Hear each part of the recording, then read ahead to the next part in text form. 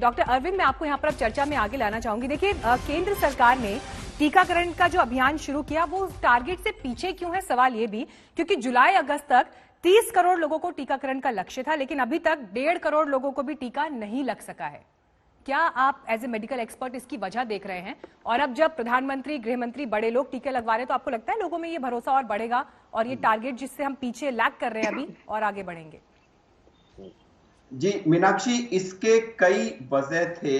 देखिए, शुरू में लोगों में बहुत एप्रीहेंशंस थे, क्योंकि इसके बारे में मैं उसके डिटेल्स में नहीं जाऊंगा, लेकिन बहुत सारे निहित कारणों से व्हाट्सएप पे और तरह तरह के माध्यमों से बहुत ज्यादा नेगेटिविटी फैलाई गई थी।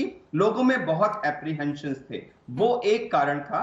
दूसरा, जो नंबर ऑफ सेंटर्स थे वो थोड़े से सीमित थे और सप्लाई भी एक शुरू में सीमित थी, क्योंकि भारतवर्ष न केवल अपने देश को ही दे रहा है, बल्कि हमारी जो कोविशील्ड वैक्सीन है वो एक इंटरनेशनल कमिटमेंट और इंटरनेशनल अलायंस के तहत बहुत सारे देशों में भी जा रही है।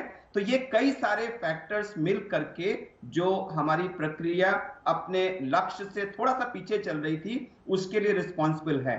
उसमें सबसे बड़ा जो रीजन था वो आई थिंक लोगों का एप्रीहेंशन था। और प्रधानमंत्री जी ने कोवैक्सीन लगवा के आज सुबह जो क्लियर कट एक जबरदस्त मैसेज पूरे कंट्री में दिया है, मुझे लग रहा है आज से इसमें एक मैसिव उछाल आएगा।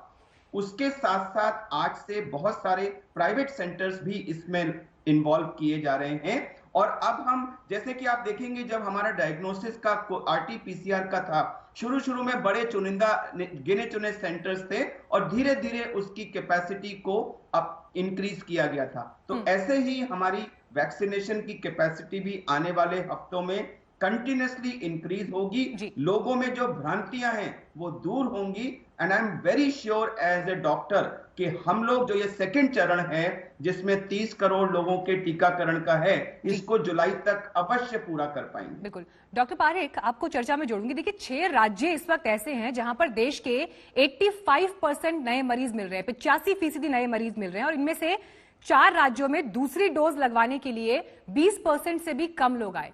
तो ये आंकड़े ऐसे हैं जो चिंता पैदा करते हैं और वैक्सीनेशन को लेकर चैलेंजेस बहुत हैं।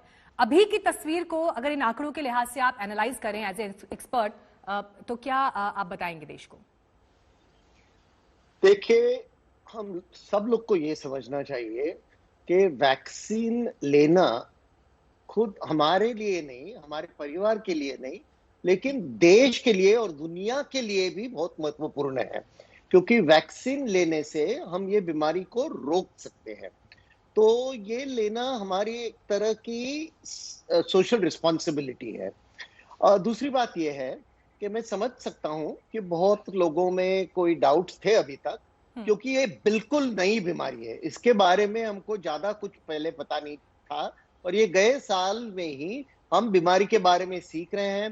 वैक्सीन भी नया नया है, तो इसके वजह से हो सकता है कि कुछ लोगों में शंकाएं थी कि ये वैक्सीन से हमको क्या होगा, पता नहीं है। लेकिन अभी लोगों को समझना चाहिए कि डेटा बहुत अच्छी तरह से एनालाइज हो गया है पूरी दुनिया में, और इसके बाद हमको पता चलता है, और ये बहुत ही महत्वपूर्ण चीज है कि जिन्होंने वैक्सीन लिया है उनमें से किसी को भी हॉस्पिटल जाना नहीं पड़ा है बीमारी के लिए, किसी को भी सीरियस बीमारी नहीं हुई है।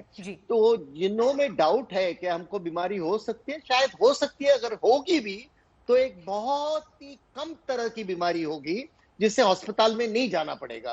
तो इसमें हमको विश्वास रखना चाहिए कि अभी विज्ञान बढ़ रहा है और अभी हम बहुत ही आत्मविश्वास से वैक्सीन ले सकते हैं। तो हमारे मेडिकल एक्सपर्ट्स भी यहाँ पर लोगों को विश्वास देखते हुए, लेकिन डॉक्टर अनूप, एक और अफवाह का मैं समाधान आपसे चाहूंगी। देखिए, लोग इस तरह के सवाल पूछ रहे हैं कि जिन लोगों को किडनी की बीमारी है, दिल की बीमारी है, उन्हें वैक्सीन लेना चाहिए, बचना चाहिए?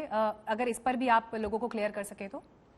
बिल्कुल मीनाक्षी जी, ये बहुत ही इंपॉर्टेंट क्वेश्चन है और कई पेशेंट्स हमसे आके इसके बारे में डाउट क्लियर करते हैं।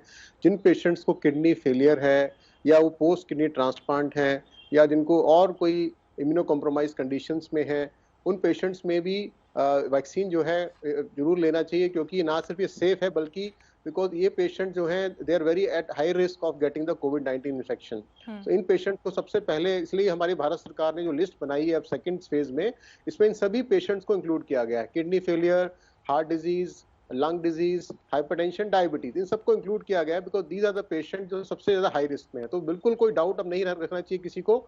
अब जिसको भी हाई रिस्क कैटेगरी में अब वो आते हैं सेकंड फेज में, जाके वैक्सीन लगवा लेना चाहिए। इससे इनके कॉन्ट्रैक्शन करने का, वायरस कॉन्ट्रैक्शन करने का जो पॉसिबिलिटी है वो बहुत कम हो जाएगा। अगर होगा भी तो बहुत माइल्ड होगा, उसकी सिवियरिटी नहीं होगी, उससे कॉम्प्लिकेशन नहीं होगा।